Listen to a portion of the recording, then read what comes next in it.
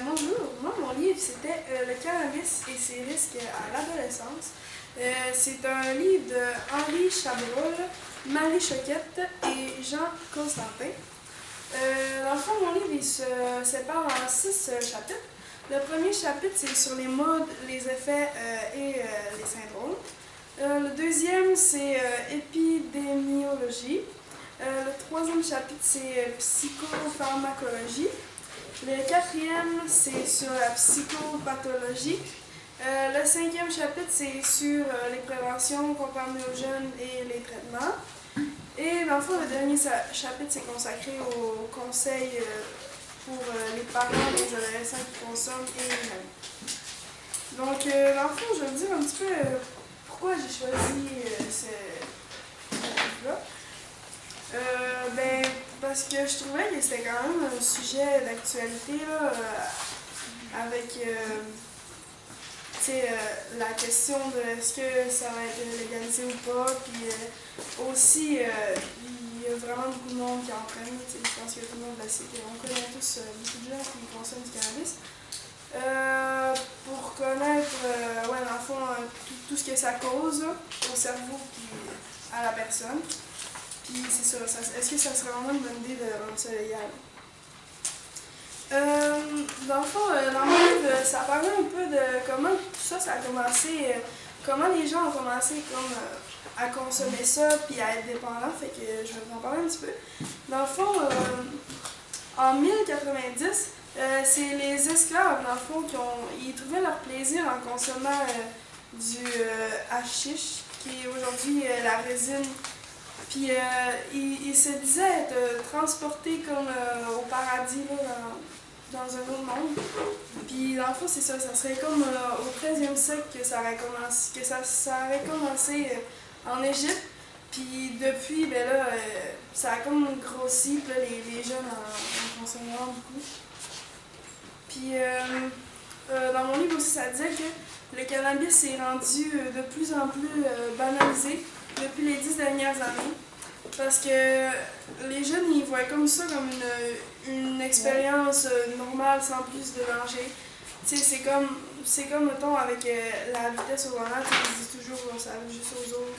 Ben, tu sais, dans le fond, vraiment pas. Selon les questionnaires, les jeunes en fument pour se sentir mieux, pour se sentir plus cool, plus relax, pour rire et tout. Aussi, il y en a qui disaient que c'était pour oublier leurs problèmes de vie, pour être plus social. Puis aussi, souvent, c'est parce que, dans le fond, c'était juste pour rentrer dans la gang ou pour être rejeté. Là. Dans le fond, c'est parce qu'ils se sont fait influencer. Les effets et la durée, ça dépend du consommateur et de la consommation. Ça, c'est comme un petit peu l'alcool. Si une personne est un petit peu plus petite, mais ça se peut que ça aille un peu moins, des trucs comme ça. Puis dès la première consommation, dans le fond, les jeunes ils deviendraient dépendants au cannabis, mais ils l'ignorent, dans le fond.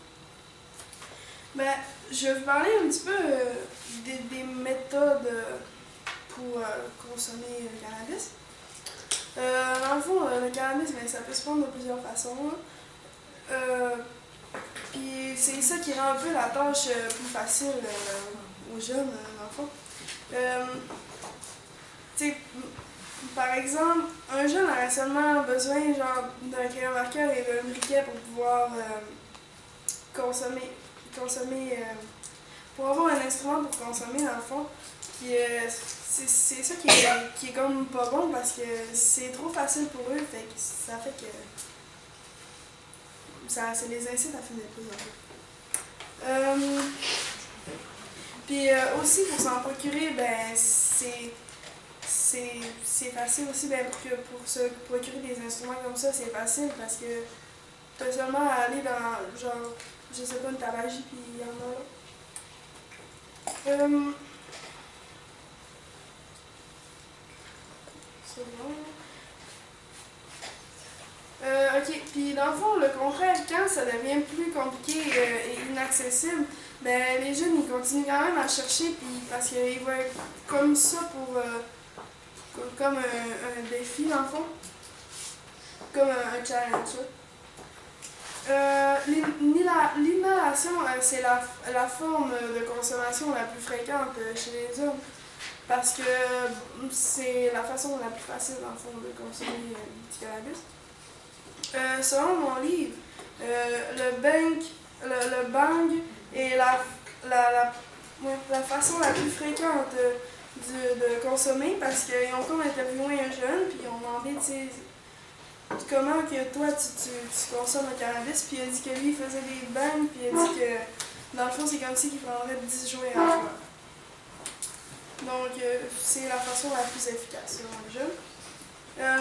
La plupart des consommateurs réguliers, ils fumeraient environ plus de 10 fois par mois.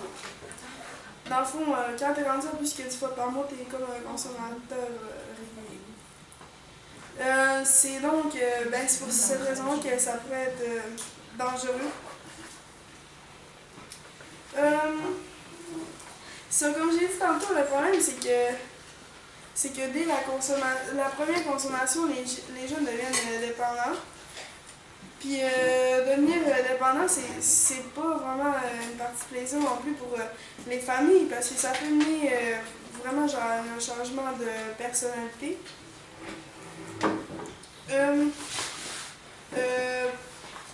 ça peut mener, mettons, à de l'agressivité que t'avais pas avant, de l'anxiété, manque de sommeil, perte de contrôle chez certaines personnes ou des choses pires aussi. C'est ça peut même mener à un changement de personnalité carrément. Puis si, par exemple, si la personne en question, je sais pas trop comment l'expliquer, mais si la personne en question avait comme une maladie mentale en elle, mais pas développée, exemple la schizophrénie, mais si elle devient vraiment dépendante au cannabis, ce que ça fait, c'est que ça va comme augmenter ça va comme faire ressortir sa maladie, puis là, elle va devenir schizophrène. Ou si elle était déjà, mais ça va la remplir. La dépendance au cannabis est très proche de celle de l'alcool. Dans le fond, elle s'installe rapidement, puis c'est ça. Mais dans le fond, il en faut comme de plus en plus pour augmenter les effets. Pour arriver à l'effet de comme la première fois. Puis pour l'alcool, mais c'est la même chose, c'est pour ça que je disais que ça se rapproche. Selon plusieurs sondages, les adolescents en sont très conscients et disent eux-mêmes qu'ils ne peuvent pas s'en passer, puis qu'il y en a même qui ont dit que pour eux ça devenait vital, puis qu'il fallait vraiment qu'ils consomment leur joint à chaque jour. Ceux qui fument le cannabis autrement que par le joint, ils ont tendance à être plus dépendants à cause de leur tolérance à chercher comme d'autres moyens de pouvoir en consommer. Le cannabis entraîne aussi plusieurs autres symptômes de démotivation, comme par exemple la chute de notes à l'école surtout. La fatigue, manque de motivation en général, là. Puis les jeunes en sont conscients aussi. Les élèves, il y a encore un sondage dans le fond qui a été fait qui dit que les élèves qui ont de mauvaises notes à l'école au secondaire sont le plus souvent ceux qui consomment du cannabis. Puis c'est la même chose pour ceux qui n'aiment pas l'école ou ceux qui sont moins souvent à leur cours. Ben, ça serait ça aussi, selon les chercheurs. Est-ce que tu sais c'est quoi la cause de l'effet? C'est-à-dire, est-ce que c'est le fait de fumer du cannabis qui fait qu'on est démotivé et qu'on va plus à l'école, ou c'est le fait qu'on va déjà plus à l'école et fait qu'on est plus enclin à prendre du cannabis? Ben, d'après moi, c'est le fait de fumer parce que c'est comme. Parce que être démotivé, c'est comme un symptôme. Je sais pas si tu comprends ce que je veux dire. C'est comme un démotivant. Fait tu sais, quand tu deviens dépendant, t'as juste plus le goût de rien faire, selon mon livre.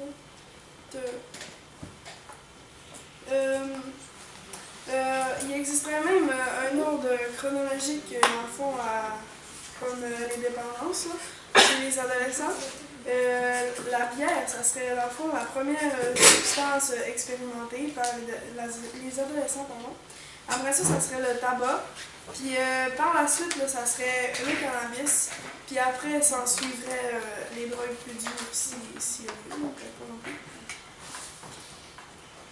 Puis après ça, maintenant viennent les mauvaises habitudes de conduite, en ivresse, plein de choses comme ça. Aussi, les usagers seraient plus souvent des garçons que les filles.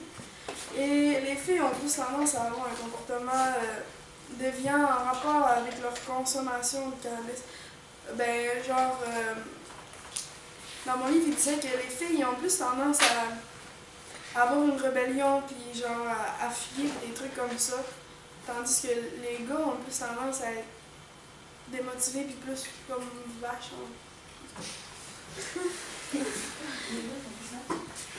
Maintenant, je vais vous parler un petit peu du sevrage. Dans le fond, les symptômes du sevrage sont vraiment sévères. Ça peut passer de vraiment maux de tête, mal de cœur, malaise général, diarrhée et plusieurs autres. Mais ça peut être pire comme tout sevrage. Dans le fond, la personne peut devenir très violente, très impatiente, paranoïaque, elle veut faire une dépression.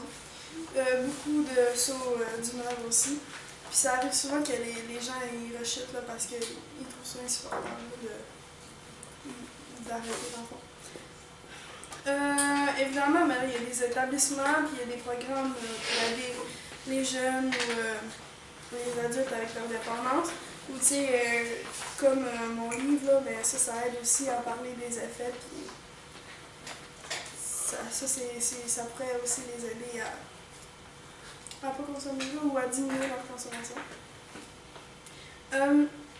Les chercheurs ont remarqué que, dans le fond, lorsqu'ils demandaient à quel âge avez-vous consommé, dans le fond, ils sont comme allés dans une classe c'était à l'université.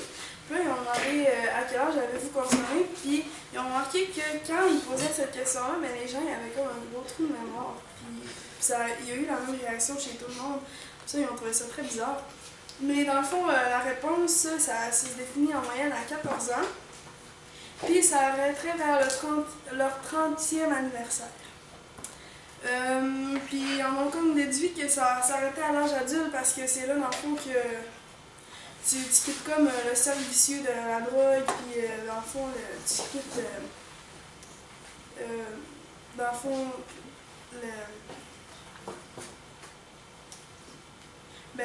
tous tes amis qui consomment là.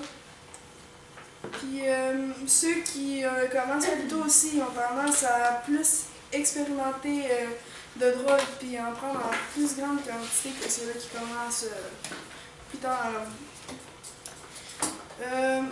Je vais vous parler un petit peu des autres substances qui peuvent se trouver dans le cannabis.